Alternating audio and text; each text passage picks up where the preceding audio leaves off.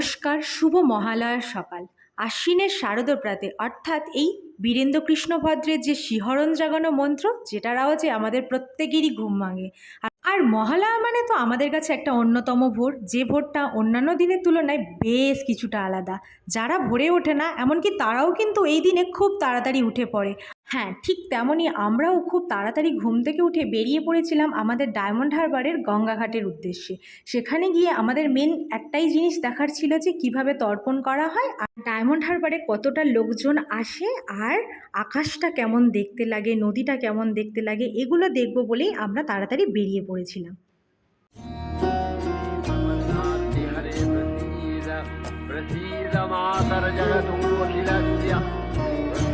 विश्वेश्वरी पाहि विश्वं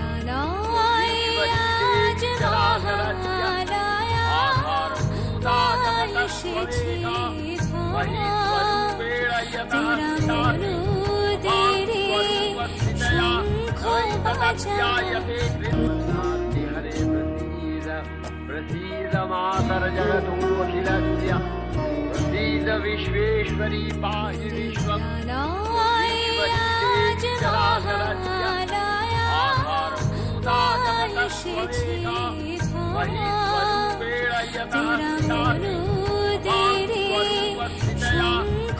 আজকের সকালের ওয়েদারটা কিন্তু খুব একটা ভালো ছিল না। তো ঘুম থেকে উঠে দেখলাম প্রচণ্ড পরিমাণে মেঘ ডাকছে, ভেবেছিলাম হয়তো যাওয়া হবে না, কিন্তু আমরা বেরিয়েই পড়েছিলাম। তো প্রথমে যখন গেলাম, গিয়ে দেখলাম অল্প একটু ঝড় উঠেছিল, তারপরেই তো হঠাৎ করে বৃষ্টি নামলো। আর এত লোকজন, মানুষজন কোথায় দাঁড়াবে কিছুই বুঝতে পারছিল না। চারিদিকে তো লোকজন ভর্তি, আপনারা দেখতেই পাচ্ছেন। আমরা তো রীতিমতো ভিজেই গেছিলাম। তো ওখানে একটা দোকান ছিল, দোকানে আমরা কিছুক্ষণের জন্য দাঁড়িয়ে গেছিলাম। তারপরে দাঁড়িয়ে থাকার পরে আমরা ভাবলাম বৃষ্টিটা কমলে তারপরেই যাব ওই যে তর্পণ দেখতে আমাদের ডায়মন্ড হারবার জেটিতে। তো সেজন্যই অপেক্ষা করছিলাম। ওয়েদারটা কিন্তু দারুণ লাগছিল, আর আমাদের ডায়মন্ড হারবার শহরটাকে, মানে বৃষ্টি ভেজা শহরটাকে অসাধারণ সুন্দর দেখতে লাগছিল। সকালবেলা এইরকম সুন্দর ওয়েদার আগে কখনোই দেখিনি।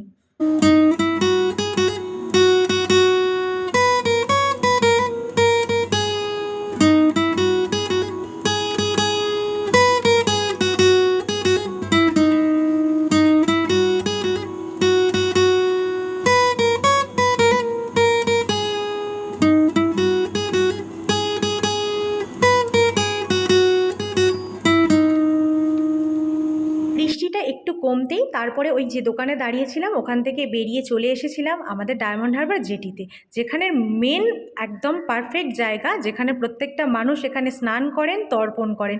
এটা দেখার জন্যই আমাদের আসা। আর হ্যাঁ, তর্পণ মানেই যে কথা মাথায় আসে সেটা হলো গঙ্গার ঘাট। আর যে জন্য আমাদের গঙ্গাঘাটটা আপনারা দেখতেই পাচ্ছেন, প্রচুর মানুষের সমাগম।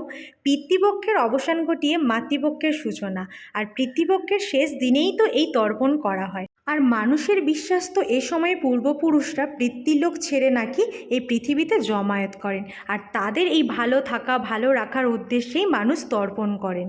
সত্যি বলতে এই দিনটার মাহাত্ম্য না বলে বোঝানো যাবে না, মুখে জাস্ট বলেই বোঝানো যাচ্ছে না। আমাদের তো ভীষণ ভালো লেগেছে যতক্ষণ ওই টাইমটাই ছিলাম। অনেক কিছু দেখলাম, অনেক কিছু জানলাম, এমনকি শিখলামও। তো মহালয়ার এইরকম বৃষ্টি ভেজা সকাল আগে কখনোই দেখা হয়নি, দেখে তো ভীষণ ভালো লেগেছে। তো যাই হোক, ওই সব কিছু দেখার পরে এবার বাড়ি ফেরার পালা। বাড়ি ফেরার সময় আমাদের ডায়মন্ড হারবারের বিভিন্ন প্যান্ডেলগুলো দেখলাম। ইনকমপ্লিট রয়েছে, কমপ্লিট কিছুদিন পরেই হয়ে যাবে। ঠিক বাড়ি ফেরার সময় যে কটা প্যান্ডেল আমাদের সামনে পড়েছিল আপনাদের সাথে তুলে ধরলাম। আর হ্যাঁ, ডায়মন্ড হারবারের পুজো কিন্তু আপনাদেরও দেখতে আসতে হবে। আর আমাদের ব্লগটা কেমন লাগলো অবশ্যই কিন্তু কমেন্টে জানাবেন। তো আজকের মতো ব্লগটা এখানেই শেষ করলাম। আপনারা সবাই ভালো থাকবেন, সুস্থ থাকবেন। আবার দেখা হচ্ছে নেক্সট কোনো ব্লগে।